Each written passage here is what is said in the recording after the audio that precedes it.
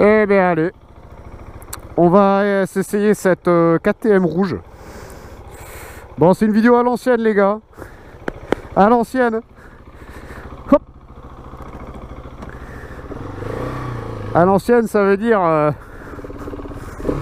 pas de super plan rapproché, pas de caméra de face, juste le blaireau du canard.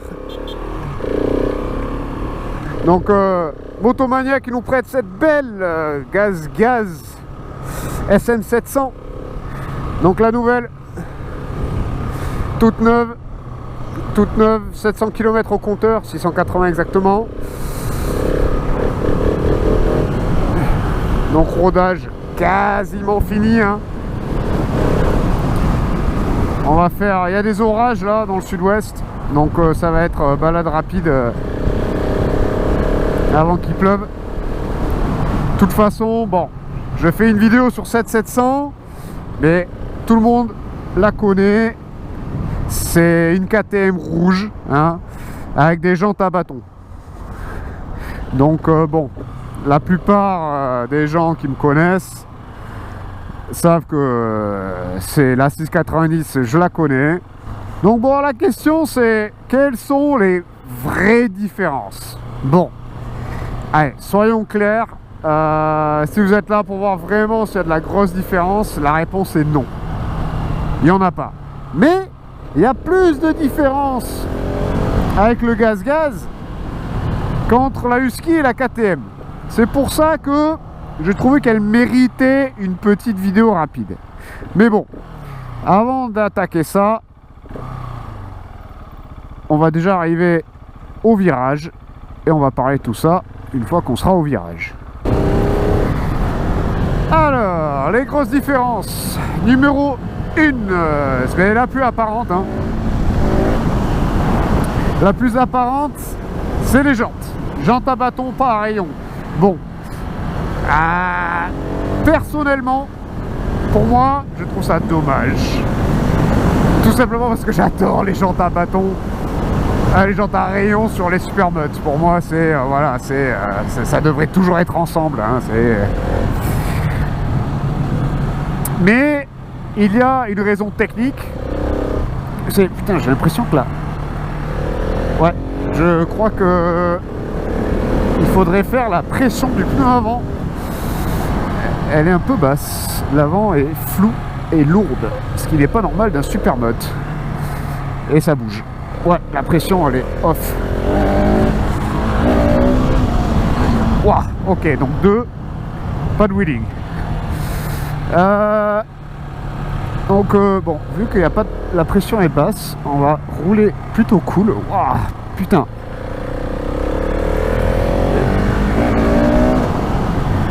Ensuite, c'est quand on monte dessus, elle est un petit peu plus haute. C'est la plus haute des trois. Elle est plus haute que la KTM et plus haute que la Husky. Alors pourquoi? Je sais pas trop pourquoi. Je pense que c'est surtout par rapport au plastique du gaz, je pense. Ah ben non, le 2 permet pas de wheeling non plus.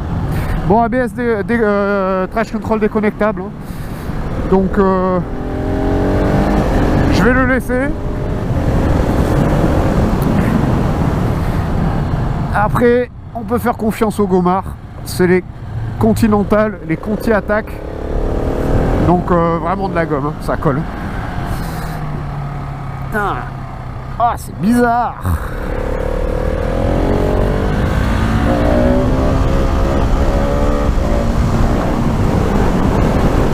Bon, ça lève, hein. C'est un supermod.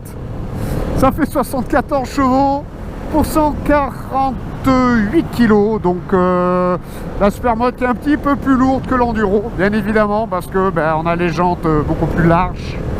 On a l'étrier Brembo monobloc. Donc le freinage, hein, il est très très efficace malgré un monodisque, mais quand ta moto pèse 148 kg à sec, donc bon, elle est 162, 163 kg tout plein fait, c'est pas... le double disque n'est pas nécessaire. Alors par rapport à l'enduro, on a une transmission qui est un peu plus longue.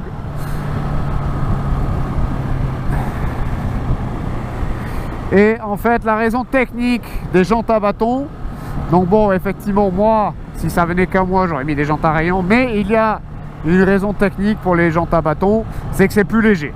Voilà, je crois que on gagne entre 1 kg et 1,5 kg par rapport aux jantes à bâton, donc tu vois c'est quand même 500 grammes par jante, 500 ou 750 grammes par jante. C'est des masses non suspendues, donc ça compte. Vraiment, donc techniquement peut-être qu'on aura l'avant qui est un petit peu plus vif, donc effectivement bon, malgré que la pression soit basse, c'est pas la température hein, parce que ces Conti Attack là ils chauffent très vite, c'est ce qui est monté d'origine hein, surtout les modèles des 700, des Supermod 700 en tout cas. Par contre c'est des pneus, voilà, vous attendez pas à plus de 2000-2500 km quoi. Ça fait presque bizarre de rouler en Supermod avec un casque intégral. Donc après franchement vraiment le test s'arrête là finalement. Parce qu'il n'y a vraiment pas de différence. C'est le même embrayage Magura hydraulique de la KTM et de la Husky. Un doigt, le petit doigt, regardez, hop là, petit doigt. C'est d'une souplesse cet embrayage. Je pense que c'est une des embrayages les plus souples du marché. Alors on est équipé d'un shifter et d'un blipper d'origine. Bon, pourquoi pas, malgré l'embrayage, que ça soit un des meilleurs embrayages du marché, c'est enfin un des embrayages les plus douces du marché en tout cas. Le blipper et le shifter semblent être... Alors, vous savez que ma plus grosse critique sur cette moto, c'est la boîte. Écoute, pour le moment, j'ai pas eu de faux point mort, pourtant j'ai essayé d'être... un petit peu taquin avec la boîte, mais non ça. Mais je sais que depuis post 2021, je sais pas, je crois que ils ont rigidifié le ressort. J'ai peur de dire une connerie, mais il me semble qu'ils ont rigidifié le ressort et on sent que la boîte elle est un peu plus mécanique, faut mettre un peu plus de poussée, mais ça passe. Et la sensation est plus rassurante, on va dire, parce que justement, il y a ce cloque mécanique qui nous rassure finalement. Donc voilà, 2021 aussi, normalement, il n'y a plus de problème avec les récepteurs d'embrayage parce que KTM a enfin décidé de changer ce récepteur. Il aura fallu que 20 ans. Ils ont enfin changé les récepteurs pour un qui est gaillard, donc apparemment, bah écoutez, il est monté sur ma nouvelle enduro, parce que j'ai eu le récepteur qui était presque HS, j'ai eu de la chance. J'ai fait une inter-révision, donc chose que je recommande d'ailleurs pour ces modèles. Donc oui, ils ont des révisions espacées tous les 10 000 bornes. Mais vu que c'est un gros mono et ça bouffe un petit peu d'huile, je conseille quand même une intervidange entre les révisions. Je suis désolé si je parle encore plus comme un canard comme d'habitude, mais là avec le pollen j'ai le nez complètement bouché, c'est affreux. Donc voilà, normalement le récepteur c'est solutionné. Ensuite, pas de prise USB. Donc la KTM et la Husqvarna ont une prise USB, on voit il y a l'emplacement, hein. Tu vois il y a le petit plastique là, je sais pas si vous pouvez le voir. Donc il y a l'emplacement mais ils n'ont pas mis la prise USB. Bon, pourquoi pas. Je trouve ça dommage parce que bah, ça coûte rien. C'est vraiment minime les coûts pour d'installer une prise USB. Et franchement, c'est bien pratique. Donc maintenant, on n'a plus besoin du dongle. Donc Euro 5. Donc par contre, on ne peut plus désactiver l'ABS entièrement. Mais on n'a plus besoin du dongle pour désactiver l'ABS à l'arrière. Donc là, vous voyez, on a le mode. L'ABS, il clignote. Donc ça veut dire que quand il clignote, on n'a pas d'ABS à l'arrière. Mais on l'a à l'avant. C'est le meilleur des modes pour moi. Après voilà, sur l'enduro, je sais que normalement l'enduro on désactive tout ABS. Donc c'est pour ça, moi avec le modèle 2020, c'est Euro 4, je peux encore désactiver l'ABS à l'avant. Donc à savoir. Ensuite frein arrière, il est très bien, aucun problème. Et puis voilà quoi, après très franchement, je trouve que le gaz-gaz est très très joli. Pour moi, c'est ce cadre rouge, il est magnifique. Mais chose qui est intéressant à savoir, c'est qu'en fait, alors KTM a racheté gaz-gaz. En fait, vous voyez, c'est pour ça que j'ai fait cette vidéo, c'est qu'il y a quand même des choses à dire. KTM a racheté gaz-gaz. Sauf que, à l'opposé du Husqvarna, où les Husqvarna sont montés dans la même usine, il me semble que gaz-gaz est encore monté en Espagne. Gaz-gaz garde quand même leur siège social en Espagne. Gaz-gaz a sorti ce modèle rapidement pour histoire de sortir un modèle qui va se vendre un petit peu, parce que c'est une plateforme qui marche très bien, hein, la plateforme 690. Ils n'arrivent pas à en avoir assez d'ailleurs, hein, tellement que ça se vend. Et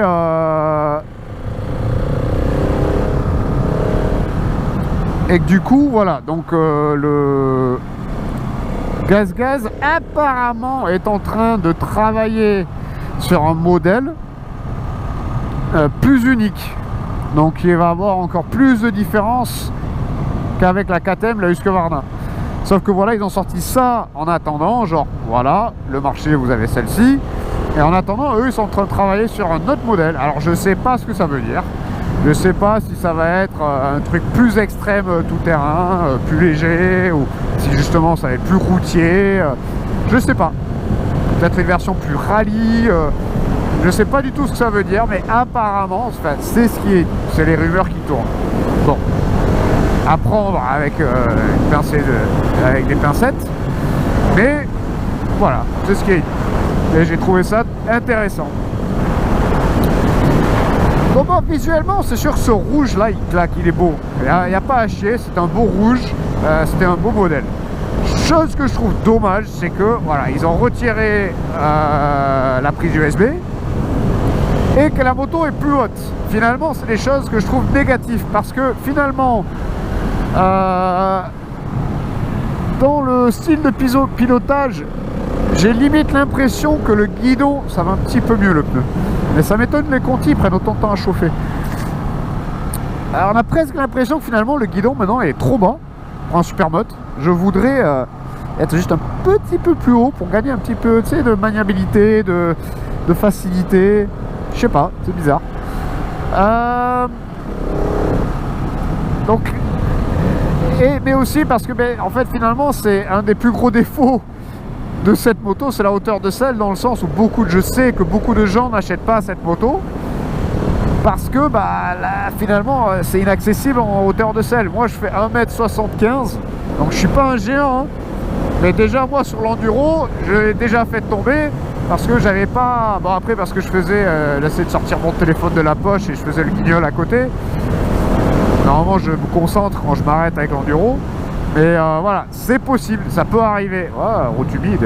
Et là, les Conti attaquent sur les routes humides, on roule tranquille. C'est vraiment des pneus, disons, voilà, c'est plus tendre, on part sur du slick, quoi. Donc, ouais, les taches humides, bolo.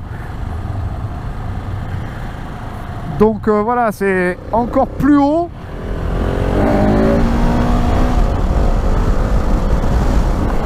Encore plus haut. Ça va repousser encore plus de gens, je pense, surtout que quand ils vont voir que la KTM et la Husqvarna sont plus basses, ils vont se dire voilà, déjà que c'est haut, je vais plutôt tourner sur la Husky ou la KTM, vous voyez. Donc pour ça, je trouve limite c'est dommage, ils auraient dû essayer de faire au moins la même hauteur, voire plus basse. Et justement pour moi c'était là où ils ont manqué un petit peu le marché, c'est qu'ils auraient dû faire un modèle plus accessible, plus bas et moins cher. Parce qu'en fait, ils s'alignent au même prix que la KTM et que la Husky, alors qu'elle est moins bien équipée. Parlons de la prise. Alors, encore une fois, c'est peanuts. C'est quoi? C'est 2 € une prise achetée en Chine. Mais voilà, tu vois, pour moi, ils ont loupé quelque chose. Soit ils auraient dû faire le modèle, tu vois, 500 € moins cher, parce qu'on sait que déjà les jantes à bâton, c'est moins cher que les jantes à rayon. Ils ont enlevé la prise, donc tu vois, ça aurait pu être un modèle plus low spec. Donc plus accessible, parce que c'est une moto qui vaut cher, 11 500 €. Après je dis ça, mais quand on regarde le marché aujourd'hui, finalement 11 500 €, c'est pas finalement horriblement cher. Mais c'est un gros jouet cette moto. Donc en fait c'est 11 500 € dans un jouet. 11 500 €, on a une MT-09 SP. Et ça c'est pas un jouet, c'est une vraie moto, quoi. Je dénigre pas, je dis pas que c'est pas une vraie moto. C'est une excellente moto, j'en ai une. Donc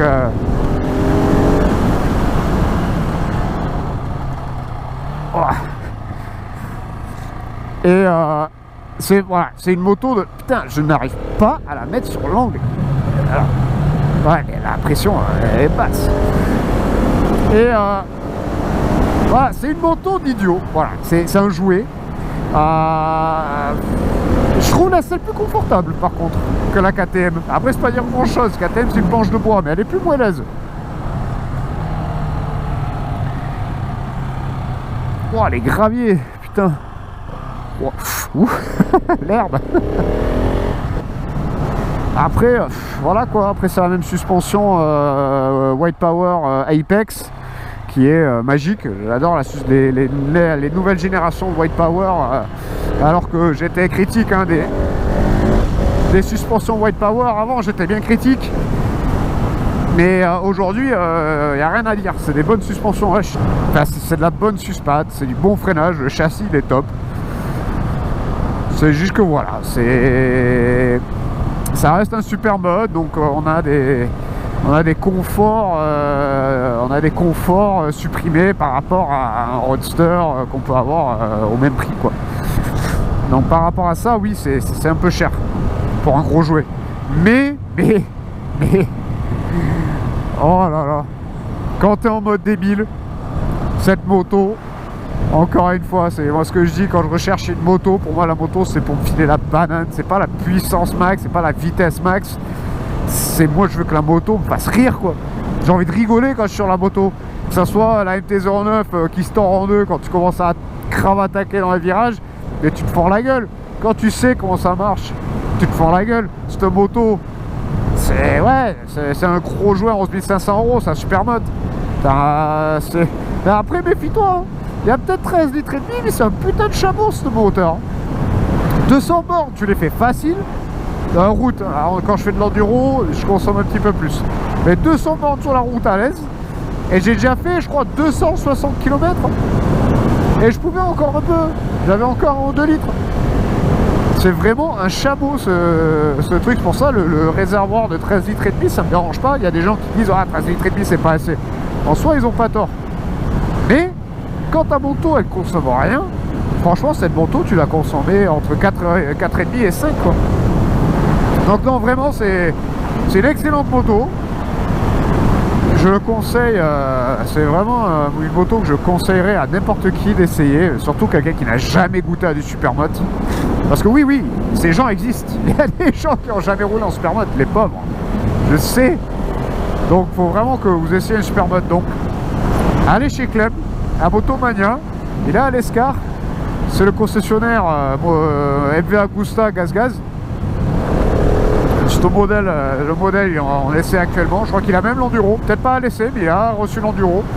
Vous pouvez même voir l'enduro si ça vous intéresse. Après, si vous essayez la supermoto parce qu'il n'a pas l'enduro à l'essai, vous êtes intéressé par l'enduro, dites-vous que l'enduro, voilà, vous avez les jantes tout terrain, la suspension Explorer qui est bijou. Je trouve limite, je préfère les Explorer que les Apex. Après voilà, les jantes 21 pouces 18 pour le tout terrain. Et une transmission plus courte. Donc la moto elle est encore plus joueuse. D'ailleurs, si vous achetez le supermoto, je vous conseille de mettre la même transmission que l'enduro.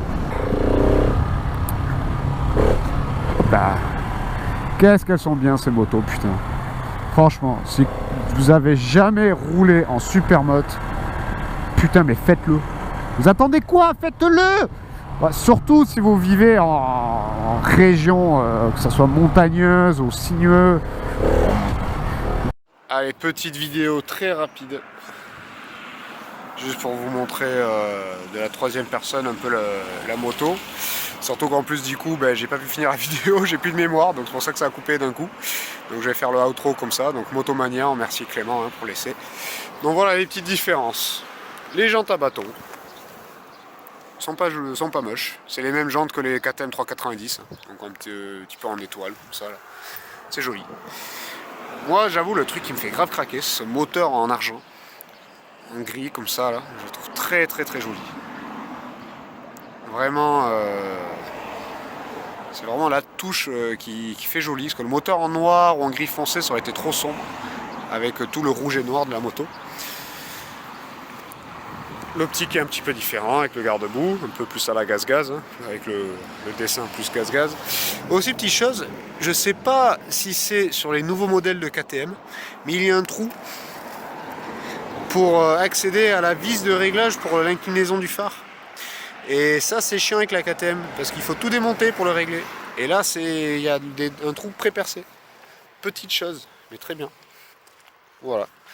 Et les plastiques, le petit bouchon de réservoir qui est plus à la Husqvarna, en rond comme ça. Le même silencieux dégueulasse avec le catalyseur intégré, donc extrêmement chaud, très dangereux. Première chose à virer. Et après, voilà. Allez, ciao les gars, j'espère que la vidéo vous a plu. À bientôt.